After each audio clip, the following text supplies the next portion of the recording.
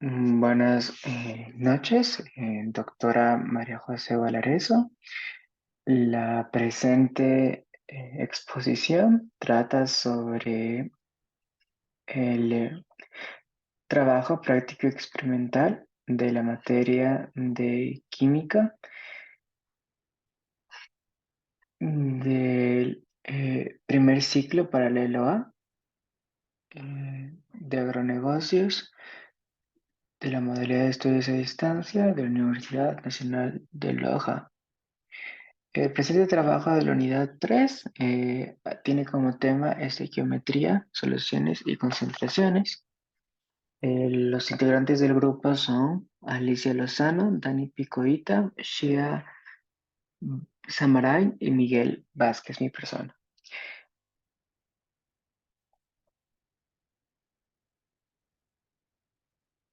Bueno, como tema propuesto, hemos, hemos propuesto el tema la estequiometría y otros fundamentos de la química inorgánica como aplicación en los agronegocios.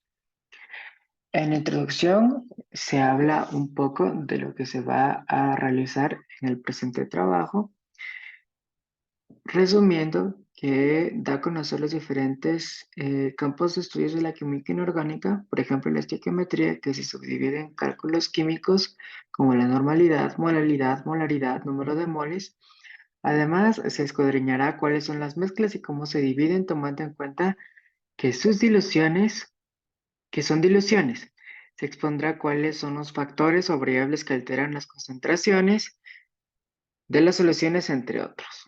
Cuando nos referimos a la química inorgánica, se puede comprender que como ciencia experimental se relaciona directamente con diversos cálculos o reacciones químicas que permiten la elaboración de distintas soluciones en el sector agropecuario, sea en el ámbito de la desinfección de alimentos, o las diversas maneras de eliminar plagas en el sector agrícola, como también en menor cantidad la mezcla de solutos.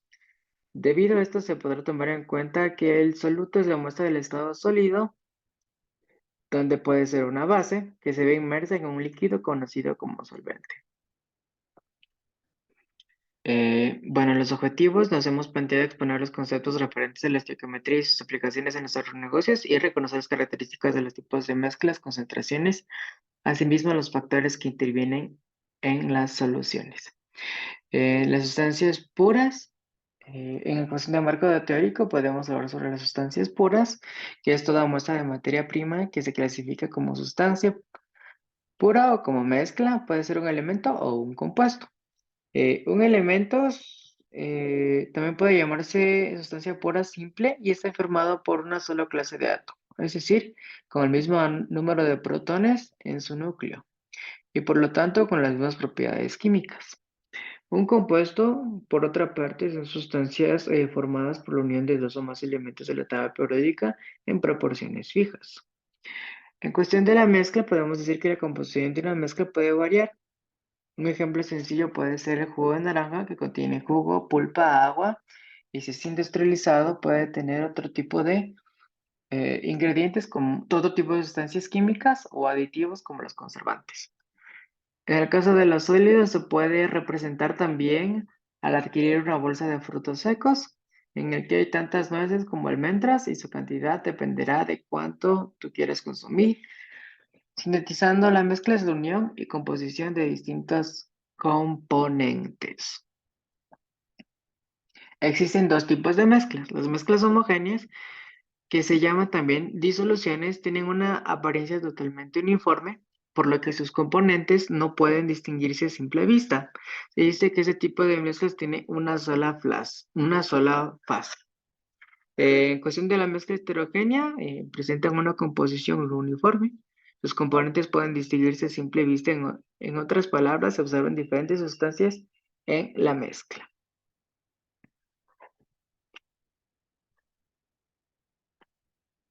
En cuestión de las soluciones,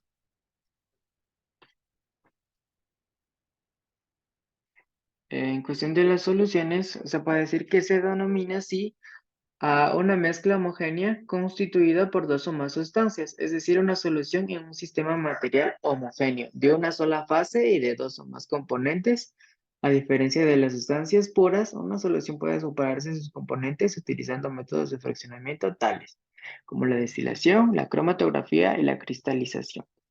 Las soluciones pueden observarse desde el punto de vista del estado de agregación, llegando a ser sólidas como una aleación de metales y o no metales. Por ejemplo, el acero, líquida, cuando la disolución de un gas, un líquido y un sólido de un líquido, por ejemplo, el agua del mar. Y gaseosa es una mezcla de gases, por ejemplo, el aire atmosférico.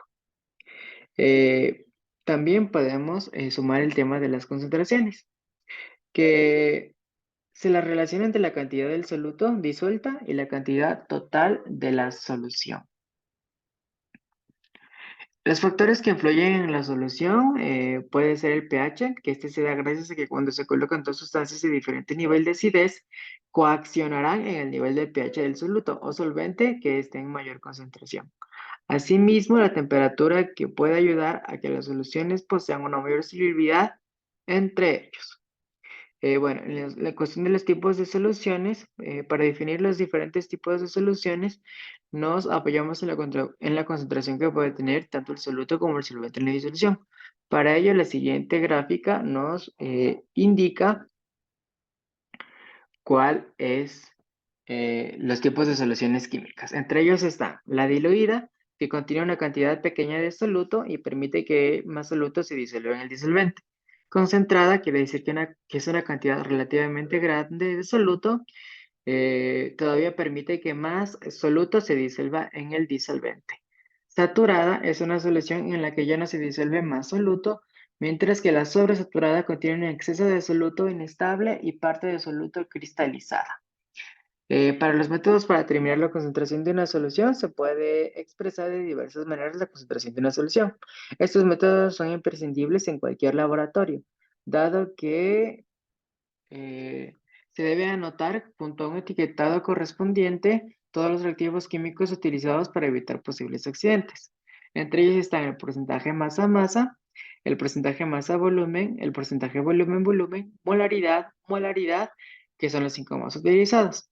Aunque también añadimos un cuadro que sintetiza los diferentes métodos que se utilizan para medir las concentraciones químicas. A su vez, ahondamos en lo que es la estequiometría y las cantidades químicas. El término estequiometría designa el cálculo de cantidades de las sustancias que participan en las reacciones químicas para poder obtener una ecuación química balanceada. Se pueden calcular las cantidades de los demás reactivos y productos.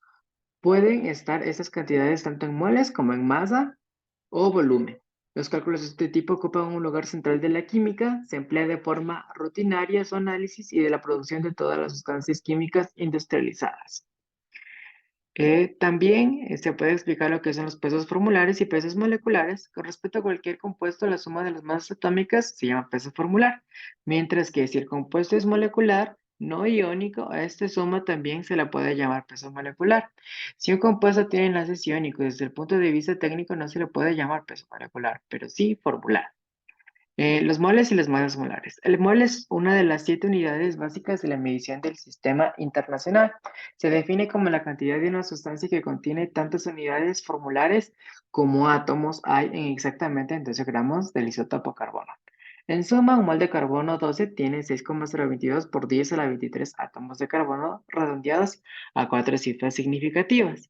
Esta cantidad se conoce como el número de Avogadro. Así pues, un mol de cualquier sustancia contiene dichas unidades formulares. Y por último, la masa molar es la suma de las masas atómicas que han sido multiplicadas por el subíndice correspondiente. Para la metodología, bueno, en este caso se utiliza la investigación científica como textos, libros científicos, entre otros, que hayan estudiado temas relacionados a estequiometría química, debido a que es importante redactar ideas fundamentadas en información científica. Además, tenemos que plantearnos el propósito de moldear los conocimientos adquiridos y relacionarlos con el entorno que nos rodea. También se procedió a ejemplificar los temas tratados con la química inorgánica a nivel industrial, como también en casos cotidianos. Se comprenderá el porqué de la importancia de la química inorgánica, pues son reacciones que nos acompañan en nuestra cotidianidad y nos permiten percibir las cosas desde una perspectiva más académica. En la cuestión de la discusión bibliográfica, pudimos ejemplificar lo aprendido con diversos ejemplos prácticos, tales como en la industria agroalimentaria se realiza frecuentemente análisis de las propiedades físicas y químicas. En este caso, cuando se procede a desinfectar un área donde se va a envasar alimentos, es recurrente el uso del hipoclorito de sodio o la sosa cáustica a fin de reducir la cantidad de bacterias en las superficies en contacto directo con los alimentos o cualquier matriz de experimentación que se necesite.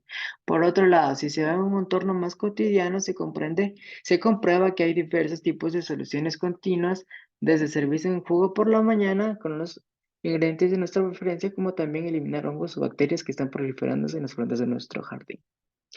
La conclusión del trabajo ha sido, pues, después de emplear conceptos de la química inorgánica, reconocer la importancia de las sustancias puras, mezclas, soluciones, sobre todo la estequiometría, se puede reconocer que su uso en el sector agropecuario es fundamental para la gestión y control de procesos productivos.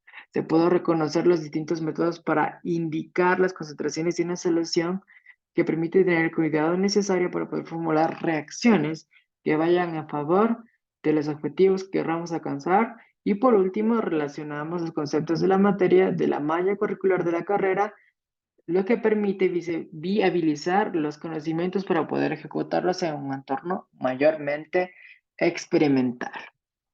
Muchas gracias por su tiempo, agradecemos por habernos escuchado.